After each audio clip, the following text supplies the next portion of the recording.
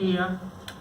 No voy a hacer que ustedes pierdan mucho tiempo escuchándome, así que las voy a presentar muy rápidamente. Dora Barrancos es licenciada en Sociología, magíster en Educación de la Universidad de Minas Gerais en Belo Horizonte, Brasil, doctora en Historia por el Instituto de Filosofía y Ciencias Humanas de la Universidad Estadual de Campiña, UNICAM.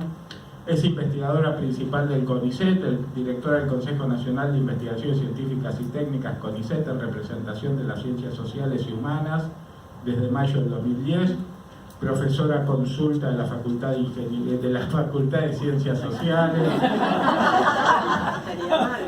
directora del Instituto Interdisciplinario de Estudios de Género desde 2000 al 2010 y exdirectora de la maestría y del doctorado en Ciencias Sociales y Humanidades de la Universidad Nacional de Quilmes.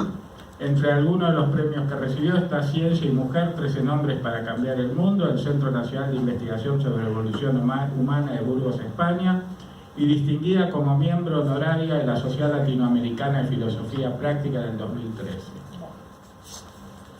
Ana Franchi es doctora en Biología de la Facultad de Ciencias doctora en Química Biológica de la Facultad de Ciencias Exactas y Naturales de la UBA. Actualmente es investigadora superior del CONICET, directora del Centro de Estudios Farmacológicos y Botánicos del CONICET y presidenta de la Red Argentina de Género, Ciencia y Tecnología, RACCIT. Dirigió 3 tesis de licenciatura, 12 tesis doctorales, codirige 5 actualmente, etc. Es miembro pleno del Third World Organization for Women in Science, presidenta de la Red Argentina de Género y Ciencia, ya lo dije, presidenta de la Asociación Argentina de Investigación Clínica desde noviembre del 2010 a noviembre del 2011, y organizador y presidente del Comité Científico del Latin American Symposium Reproductive Immunology, el primer evento del Latin American Chapter de la American Society of Reproductive Immunology, octubre del 2011. Bueno, después de toda esta presentación, les damos la bienvenida, les agradecemos la participación y me queda agregar, y bueno, es un orgullo para mí el decirlo, son 2 miembros de Ciencia y Técnica Argentina, CITA, y los miembros de CITA estamos realmente orgullosos de que sean nuestras compañeras. Gracias.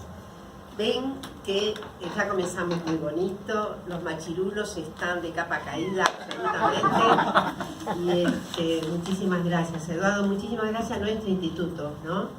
Y sobre todo hay que volver a subrayar que Eduardo le hizo este ingreso a su bello curso.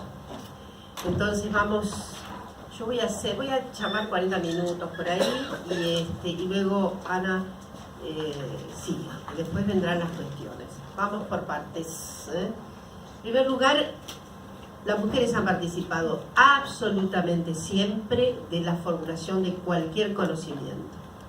Esto es inexorable, esto tiene que ver con la evolución de la especie, es decir, es imposible abdicar de la idea de que las mujeres no contribuyeron al conocimiento humano, porque sería insensato, además sería una infeliz alegoría de la imposibilidad, una infeliz alegoría de la imposibilidad, no hay posibilidad de que no participaran. La segunda cuestión es un poco diferente.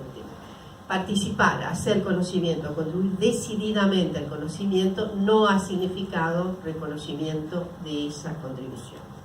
Y este es el problema y el dilema con relación a la relación que tenemos entre ciencia y género hoy día. La ciencia está absolutamente generalizada. Nace varones, mujeres, y en los tiempos que corren, felizmente, reconocimiento a otredades múltiples. Estamos en un arco de diversidad y de modo que esto es también lo que debo decir, casi al final, lo que está al final, lo propongo como premisa fundamental, es que no hay posibilidades de no ver, no visibilizar la invisibilización de las mujeres en el conocimiento científico. Yo voy a hacer una narración muy rápida para situarme después en el presente, contribuciones que han sido ya reconocidas. Felizmente hay hoy una historiografía de la ciencia que ha abierto un cauce profundo digamos, al reconocimiento de las mujeres en ciencia. No ha sido tan fácil, esto es una conquista más bien reciente, segunda mitad del siglo pasado en adelante. Tuvo preocupación historiográfica por el rescate, digamos, por una visión, una perspectiva argumentativa respecto de, que proviene desde luego, de las condiciones de posibilidad dadas por los feminismos, si no, no hubiera habido tal reconocimiento, ¿no? Entonces, digo, desde mediados del siglo XX en adelante hay un crecimiento notable, significativo de historiografía de la ciencia que incorpora claramente, yo diría, una perspectiva generalizada en algunos casos, en otros ha hecho esfuerzos muy importantes por, digamos, revelar la contribución femenina. Miren, allá lejos, muy lejos, en la historia de las mujeres contribuyendo a la ciencia se puede situar a Berit Ptah. Es una figura interesante del antiguo egipcio, 2700 años antes de Cristo, que se la conocía como una médica principal en el imperio y que tenía, se dice, conocimientos muy notables acerca de medicina, acerca de, en fin, ciertos aspectos que eran muy contributivos, desde luego, en la sanación y demás. Pero una figura muy, muy importante, creo, estoy refiriendo al pasado bastante más remoto, no tan remoto, no me quiero ir de ninguna manera al Neolítico superior, sino más reciente, que ustedes deben conocer mucho, y fue Hipatia, porque sobre Hipatia se ha escrito, se ha revelado muchísimo, hay inclusive un film bastante interesante. Hipatia daba clases en Alejandría, en la biblioteca, competía absolutamente sus saberes con los de los varones. Ella era geómetra, sabía muchísimo de álgebra, era astrónoma. La astronomía tiene una relación vincular con las mujeres muy interesante, muy interesante. Voy a decir porque en algunos momentos, inclusive en el desarrollo de la ciencia occidental, las mujeres en el siglo XVII se destacaron muchísimo. Había un grupo importante de mujeres que hacía astronomía, por ejemplo, en Prusia. Un grupo muy importante. La astronomía, como todos sabemos, es en realidad una primera aproximación para encontrar racionalidad a los aspectos de la externalidad humana, ¿no? Se comienza con la astronomía, se ha hecho esta figuración muchas veces, y se termina con la psicología, lo que estaba más lejos y lo que estaba en la subjetividad. Entonces no puede sorprender que estos estudios abarcaran a muchas mujeres. Bueno, Hipatia era una mujer además muy decidida, muy notable. Se dice que el astrolabio tiene mucho que ver con su trabajo, con su propia elaboración, pero Hipatia termina de manera trágica. Murió trágicamente, apedreada, fue lapidada por un grupo de cristianos. Como ven, nadie es perfecto en la tierra. Los cristianos lapidaron a Hipatia porque encontraban, primero porque Hipatia no había renunciado a su relación con lo que podríamos ser el politeísmo, y la pregunta sobre el politeísmo también ha sido muy interesante. Hay un famoso autor francés que se preguntó si verdaderamente los griegos creían en los dioses, ¿no? Los griegos, en su aspecto tan racional, lo mismo podría preguntarle una Hipatia, si Hipatia realmente creía. Y probable que sí, porque la verdad es que quiero decir algo que probablemente sea bastante perturbador, pero es que aún con la racionalidad creciente desde el siglo XVIII y XIX, porque la ciencia efectivamente es un corte notable entre lo que sería la interpretación no racional del mundo y la interpretación racional del mundo. Pero aún en la interpretación racional del mundo, la mayoría de los cientistas del siglo XIX siguieron creyendo en Dios. Darwin, por ejemplo, cuya familia era familia de pastores, bueno, de presbíteros, ¿no? Siempre uno imaginado que jamás le iban a perdonar que fuera agnóstico, por ejemplo, siguió creyendo en Dios. hay algunos trabajos muy interesantes respecto de esta dimensión, que efectivamente Ovid no tiene, de ninguna manera va a tener la idea de una racionalidad creciente. Significa que la dimensión de la racionalidad religiosa, que podría ser entendida como una dimensión finalmente, desocupa todo su lugar para dar lugar a la racionalidad explicativa del mundo, ¿no? Me fui casi hasta el presente, pero para decirles que Hipatia pagó caro, inclusive esa relación se decía, por parte de los cristianos, decían que ella tenía vinculaciones entonces con politeísmos que eran inaceptables, pero además creo que porque Hipatia era una mujer absolutamente libre, ¿no? Y eso era lo más incómodo. Yo voy a ir más rápido, decirles que a lo largo de los tiempos ha habido mujeres muy destacadas, no reconocidas. A veces se las pudo reconocer, medio en sombra. Hay una que es la que me gustaría situar, es Caroline Herschel, una figura notable, que fue la primera mujer en presentar, en que la Royal Society le admitiera la presentación de un trabajo. Fue la primera. Y ella actúa a fines del siglo XVIII y fue también la descubridora de 8 cometas. 8 cometas, 8 cometas son un reto importantísimo para quien, evidentemente, a fines del XVIII estaba muy descompensada respecto de la valoración social de su trabajo.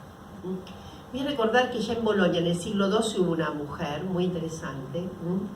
A veces, ¿qué quiere decir? ¿Que las mujeres eran admitidas en la universidad? No, eventualmente la Universidad de Bolonia es muy, muy interesante, toda ella, para analizar, porque ustedes saben que, perdón por la digresión, pero creo que les va a gustar.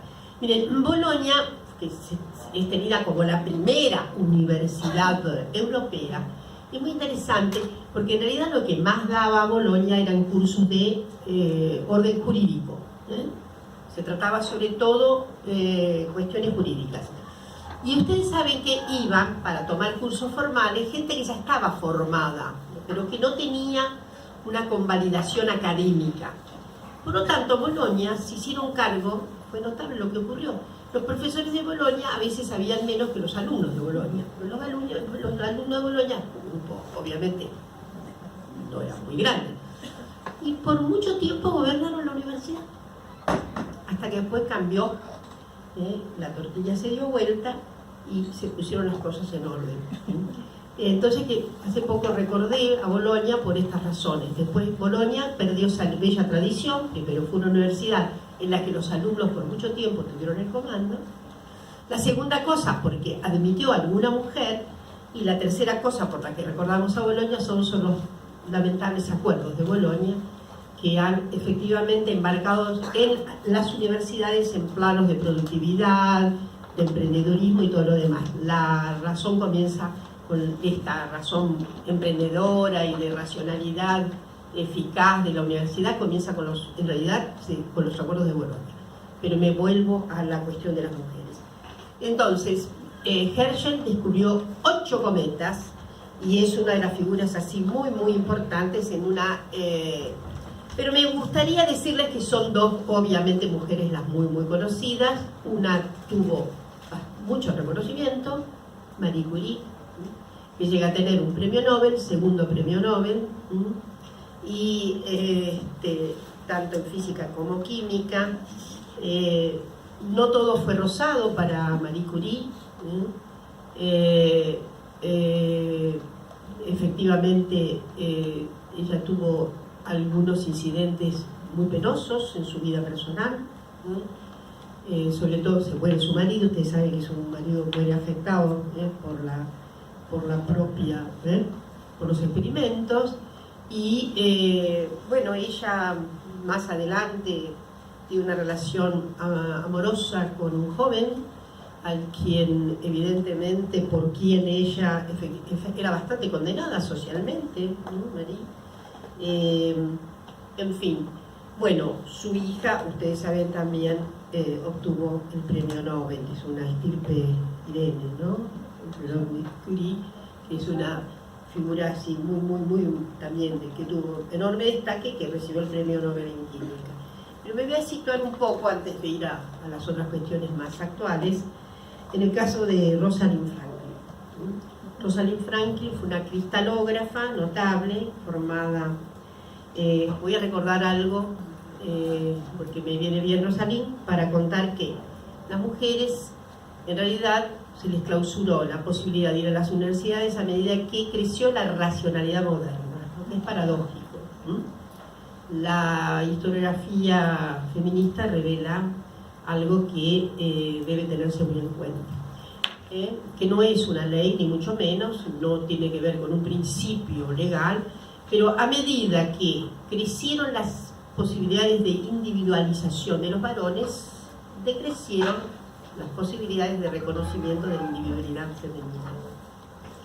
Esta es una circunstancia muy, yo diría, arquitectada, sobre todo por el triunfo de la burguesía. En los 18 y 19 ya tenemos una burguesía completamente triunfante. Y es increíble que sus procedimientos culturales, sus modos de cultivo de las relaciones de género, pasaran a, efectivamente, a una circunstancia muy conocida, que es el cauce patriarcal. Hay ruidos, ¿no? Pero bueno, es arriba. Bueno, es un acoso patriarcal que vamos a soportar un poco, pero ya se van a dar cuenta. Entonces, lo que quiero decir es que, obviamente, la regulación de la cultura burguesa es muy particular, porque hay una diferenciación completa de las esferas, hay una diferenciación jerarquizada completa de lo que es mujeres y varones, y los varones se dan a sí mismos unas formas de control, de regencia social y de admisibilidad en el terreno de la política, de la ciencia, etcétera, que efectivamente les es denegado a las mujeres. Y eso es un producto típico de la sociedad burguesa. Tan tipificado está que además deviene un orden jurídico que secundariza a las mujeres, las inferioriza jurídicamente. 1804, Código Napoleónico. Por las dudas, porque a veces parece que las feministas hablamos de esto con un rancio sabor, una metáfora. Miren, por las dudas, vamos a recordar que ese código, que significó un retroceso enorme para las mujeres con relación al siglo XVII, enorme. El código napoleónico, que había otros códigos, no fue el único, pero este fue regente, este fue de la gran imitación. Casi todas las Estados-nación copiaron, las que codificaban, copiaron, hicieron el copyright del código napoleónico, incluido desde luego los países, las naciones latinoamericanas. Voy a recordar, las mujeres que se casaban estaban tuteladas por el marido y no podían estudiar, ni trabajar, ni profesionalizarse, ni comerciar, ni ir a los tribunales sin el consentimiento del cónyuge. Por las dudas, tengamos claro que no se trata de una metáfora, sino de orden jurídico. Entonces, y eso sobrevino, esa tremenda inferioridad jurídica, sobrevino en todos los lugares, en todos los países, tuvieran o no la codificación napoleónica. De modo que las mujeres no podían ir a la universidad, estaban excluidas de la universidad. Muy lentamente, en algunos lugares, se abrieron. En Estados Unidos es muy conocido el caso de las universidades al este de Estados Unidos, en donde se abrieron capilarmente cursos en college para mujeres. En Europa, las mujeres recién pudieron ir a la universidad con cierto derecho al finalizar el siglo XIX. El caso de Oxford y Cambridge es notable. En la Universidad de Londres fue mucho más poroso, por una razón elemental. La Universidad de Londres, que es de larga data, también, fue la que hizo una relación muy notable, porque aunque parezca mentira, la admisibilidad en determinados institutos, estos institutos, se hacía también por identificación religiosa, se hacía por el apego religioso. La Universidad de Londres aceptaba alumnos disidentes, en materia de religiosidad disidente, y eso abrió el cauce también para que entre las disidencias se soportara bien a las mujeres. Por lo tanto, vean ustedes qué calce tiene. La relación de Oxford y Cambridge es realmente toda una página. Animo a leer cómo pudieron hacerse los colleges para muchachas en Oxford y Cambridge, Contra viento y marea, 1868, entre 1868 y 1870, en algunos momentos, creo que fue en Oxford, sí. Los muchachos le tiraban piedras a las ventanales de las chicas, etcétera, etcétera. Es más, hubo una cierta imposición que a menudo pasa, no la tenemos muy en cuenta, de cuando se establecen los primeros colleges para mujeres, en realidad hay una obligación también, en algunos casos, de que la mayoría de los casos, de que los profesores, primero además hubo que inventarse lugares más aislados, pero además que fueran clérigos. La mayor parte de los profesores de Oxford y Cambridge eran clérigos. A veces me preguntan si había católicos, no lo puedo decir, pero tenían que ser clérigos. ¿Para qué? Para que hubiera una austeridad moral mayor, como si los clérigos fueran una garantía total al respecto. Pero entonces ustedes saben, eso se termina creo que en 1918-1919, en la que se rompe esa tradición de una asimilación a ser clérigos. Colofón, las muchachas van a tener algunos colleges y lo que va a ocurrir es que Oxford y Cambridge no van a hacer un reconocimiento total con el mismo estatuto de certificación de estudios que los varones. ¿Sabían eso? No. Era excepcional la certificación de estudios exactamente en el plano. Les entregaban un titulito, pero no tenía el mismo estatus de certificado. A que no saben cuándo Oxford y Cambridge entregó certificaciones totales a sus egresadas. Muy bien, felicitaciones. 1948. ¡Qué bonito! 1948, parece mentira. Lo que no quería decir que capilarmente no hubiera doctoras. Había posibilidad, pero era todo un trámite el que había que hacer. Digo, no era de masividad. Por eso nos vamos a sentar en la Rosalind Franklin. Rosalind Franklin fue una figura vigorosa, muy inteligente, hija de una familia judía, su padre banquero, que no quería ni saber que Rosalind se metiera en Cambridge a estudiar entre 1920, a partir de 1920, y obtuvo, finalmente, era tan buena, hizo biofísica, se tornó una cristalógrafa interesante, fue a estudiar también a París y volvió, y estando en su regreso se dedicó con un obcecamiento y una obsesión total a través de la experiencia con rayos X a llegar a la famosa fotografía 55 con la imagen famosa de la doble hélice de la ley. Era muy joven, muy joven. Al ladito de ella trabajaba Wilkins, que sin su permiso, según lo que se ha narrado con suficiente veracidad, hay toda una discusión que alguien plantea por ahí, sin su permiso, ve la fotografía que rápidamente le chimenta a Watson y Crick, y Wilkins, Watson y Crick tienen el premio Nobel en 1962, sin ninguna ilusión a Rosalind, ninguna.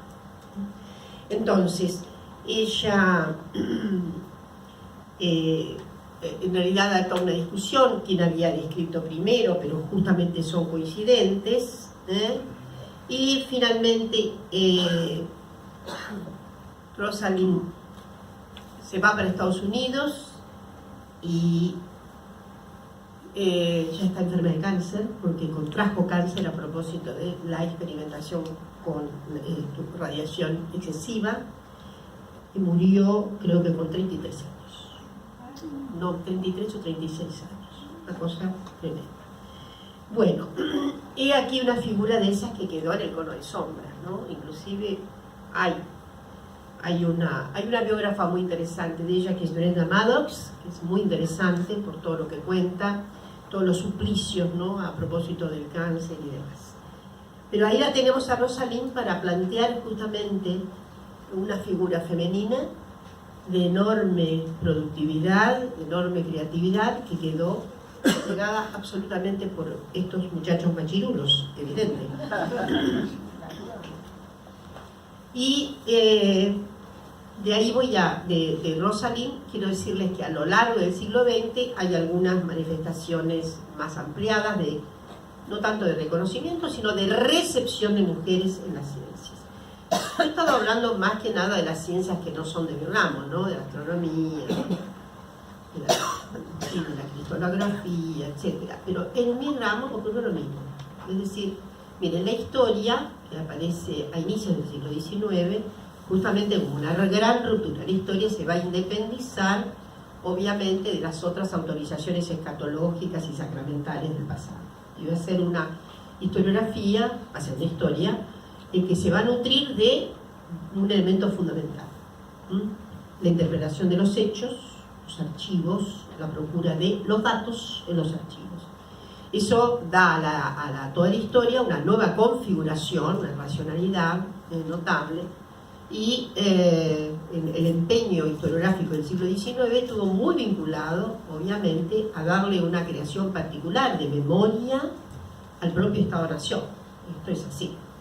En general, los trabajos más importantes que se hicieron, dada la formulación ya científica de la historia, hacia bien terminado el siglo XIX, tuvo mucho que ver en algunos casos con apreciaciones de la Grecia clásica, de Roma, como eran acontecimentales y como dictatum a lo que podrían ser las reglas del ordenamiento para el propio Estado-Nación. De modo que lo que hubo una gran vertiente de historia política, historia en el siglo XIX, hasta que, bueno, las convulsiones más recientes son de los años 20 para acá, en donde hubo un régimen de posibilidad completo en la historiografía, con la admisibilidad de los procesos sociales reales, de la economía, etcétera, etcétera, con dos grandes construcciones, una la de Cambridge y otra la de las Annales, que fue un grupo fundamental francés, donde tenemos a Fer, a una serie de autores muy destacados. Las mujeres no podían ingresar al conocimiento de la historia, ¿no? Había dos institutos fundamentales, uno ya lo nombré, o sea, es una institución fundamental como el archivo. Las mujeres no podían ir al archivo. Estaba vedada la presencia de mujeres en el archivo, ¿no? El archivo tenía un encantamiento masculino. Había notables, ¿no? Construcciones en el sentido de ir al archivo para liberar a los datos de la prisión del archivo, ¿no? Que tenía que también como ensoñaciones medio eróticas, ¿no? Y la otra cuestión, por lo tanto las chicas no podían ir a estudiar, pero la historia era severamente para varones. La historia era briosa y era solo para varones. Y la otra cuestión era un instituto muy severo dentro de la formulación digamos, conceptual y la formación de los varones en la historia, era el seminario. Seminario indica que el profesor elige un conjunto de discípulos, 3, 4, 5 discípulos cuando mucho, y le transmite de manera muy interactiva, interpersonal, intensa, los grandes conocimientos de la historia. Ahí,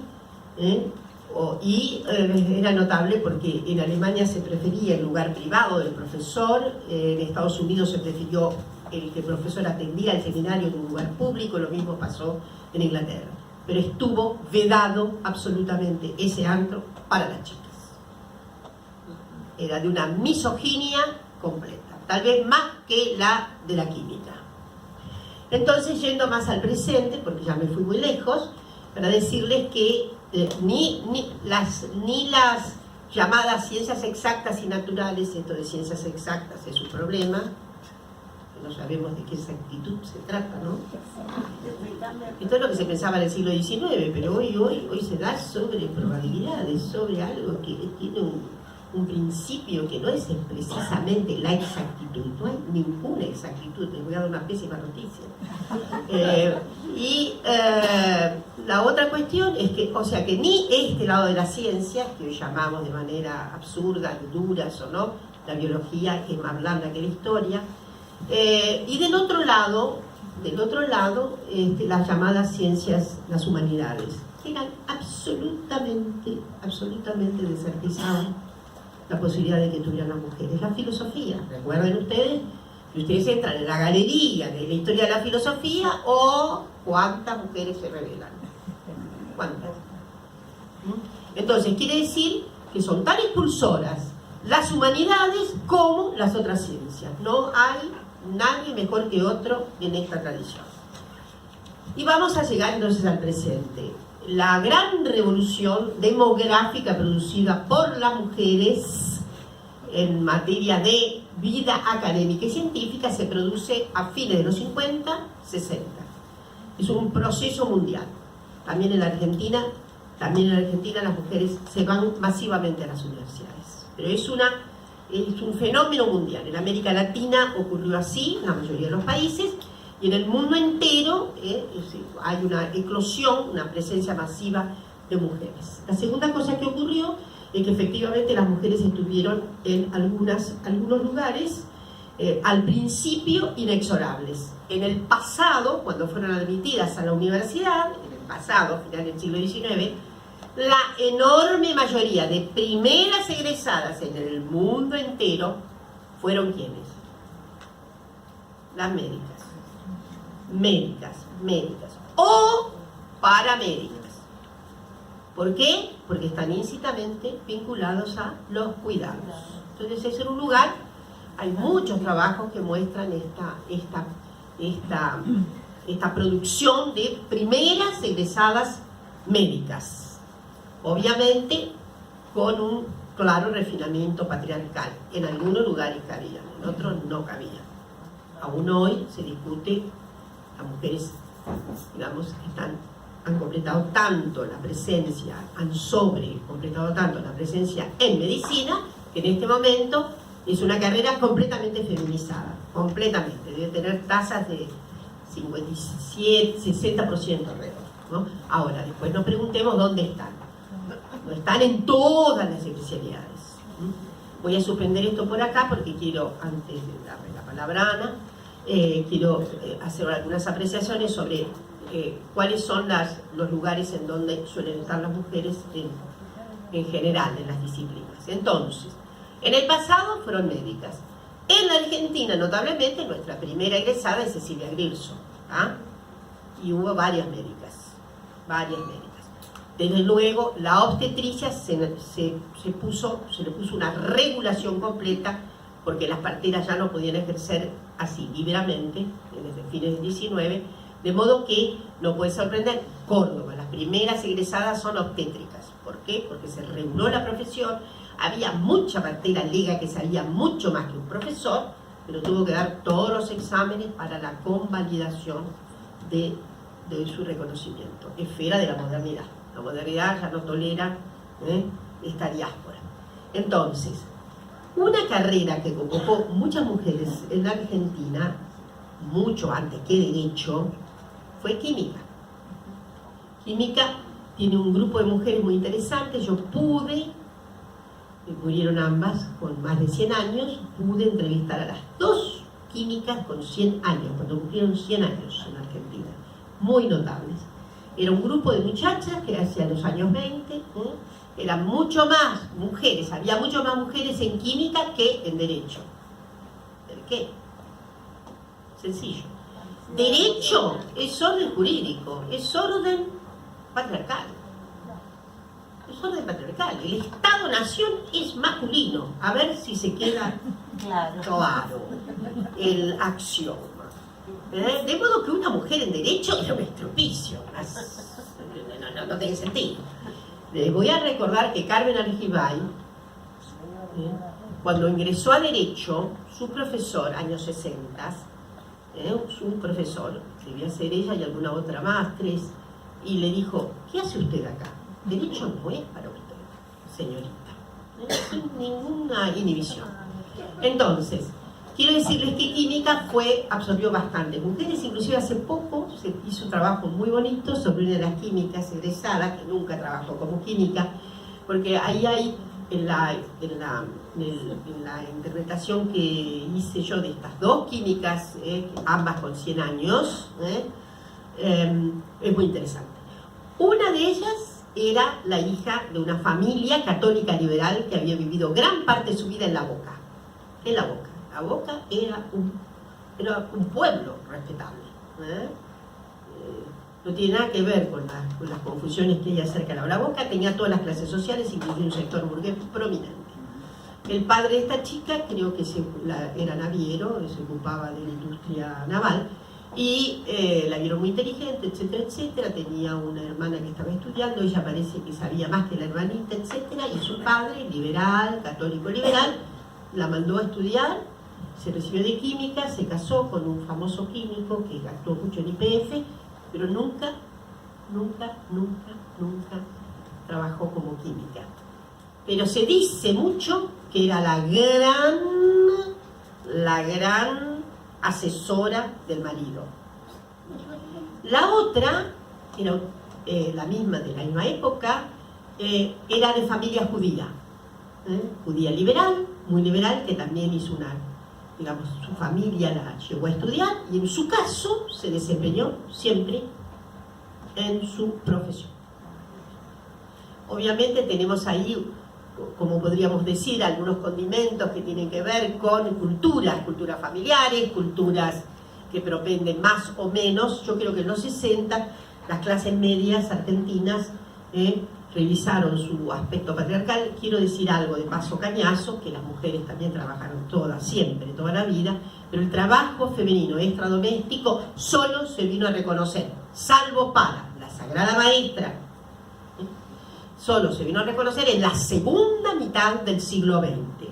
Hasta la segunda mitad del siglo XX, el trabajo femenino extradoméstico no era compatible con el ser femenino. Era a regañadientes. Y esto ocurrió de manera dramática, ¿no? Desde el siglo XIX en adelante, una desvalorización del ejercicio femenino fuera del hogar, que es algo que la burguesía le pasa a los sectores trabajadores sin problemas, ¿no? Los sectores proletarios sometidos a la burguesía le copian los hábitos de hacer que sus mujeres, esto ha sido muy, muy analizado, en Londres, por ejemplo, en Inglaterra, ¿no? Un obrero que subía en la vida unos cuantos peldaños, que de obrero sin calificación pasaba a ser, por ejemplo, foguista de un tren, el que trabaja como foguista es muy calificado, porque había que hacer cálculos para alimentar la máquina, no era ponerle solo carbón. Entonces ya era un trabajo de alta calificación. Lo primero que hacía, era retirar a su mujer del mercado laboral, meterla en casa y comprarle un pianito. ¿No? O sea, es increíble, ¿no? Como la cultura de la burguesía, en términos de relaciones de género, impregnó a los sectores sometidos. A veces digo que la burguesía dijo a los varones que sometía. Pero ustedes tienen sus mujeres. Entonces, volviendo a la cuestión de la ciencia. En los años 60 hay efectivamente una cierta convulsión. Algunas disciplinas efectivamente van a tener una concurrencia interesante de mujeres, inclusive algún sector que, y ahí me va a permitir decir otra cosa, que en aquel momento no gozaba de tanto reconocimiento social como hoy lo tiene. No puede sorprender que los primeros trazados de la informática en la Argentina tuvieran mujeres. ¿Pero quién creía en la informática en 1960?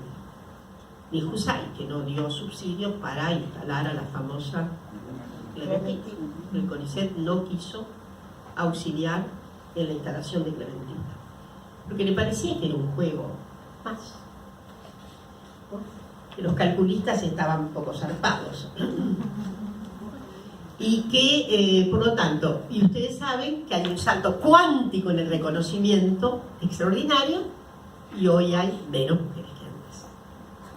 proporción mucho menos, la proporción ha variado. Ahí se instala algo que no suscribimos siempre en cualquier lugar, pero que las feministas, sobre todo las economistas feministas, han trabajado bastante, y es la idea de que cuando una labor, una profesión, una disciplina se envilece en términos de reconocimientos salariales, se llena de mujeres.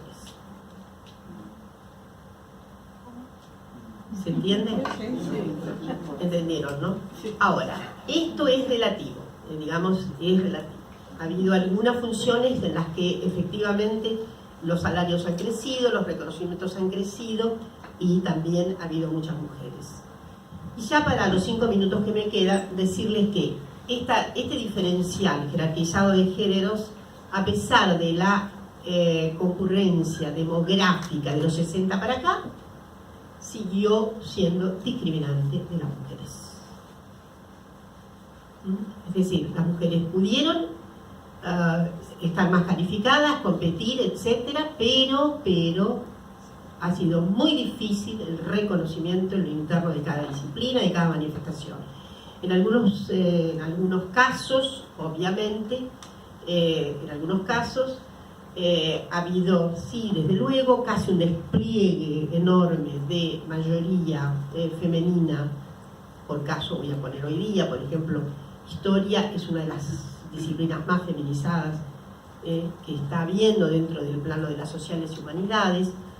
Pero, por ejemplo, el reconocimiento todavía, no digo que demora, pero en general la habilitación, cuando se hace bibliografía sobre, en un curso de historia, ustedes van a ver que hay un calce mucho mayor de autoría de varones.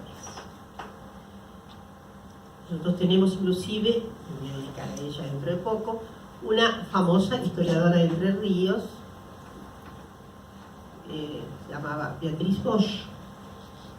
¿Quién conoce a Beatriz Bosch? Como gran historiadora de Urquiza. La historia de Urquiza reconoce a varones, pero no. Y ha sido una de las figuras que más ha trabajado, y sobre todo también ha trabajado aspectos muy interesantes de Entre Ríos, y aspectos, yo diría, menos tratados con relación a Urquiza y demás. Está en un cono de sombras. Entonces, en los 3 minutos que me quedan, decirle que esa jerarquización es una jerarquización, desde luego, muy irracional. El libreto del siglo XIX era que las mujeres eran menos inteligentes que los varones. No aludía a ese libreto que era casi, yo diría, de meditación común, salvo algunos briosos varones que dijeron esto es una estupidez, ¿no? Pero el preconcepto acerca de la segunda inteligencia femenina era muy moneda corriente. La idea de que algunas funciones estaban, obviamente, aunque las mujeres fueran muy inteligentes, no podían caber en ellas, era porque podía haber una suerte de ruptura de la cadena reproductiva en la humanidad, así. ¿Saben? Había un famoso médico norteamericano, Clark, famoso digo porque era metido a pedagogo, así que opinaba sobre todo lo que era el cambio pedagógico, la instrucción, la información dada a los varones y mujeres. Y para Clark, la matemática era completamente, las mujeres no podían ingresar al estudio de matemática. ¿Por qué? Porque estallarían los ovarios. Semejante nota de abstracción.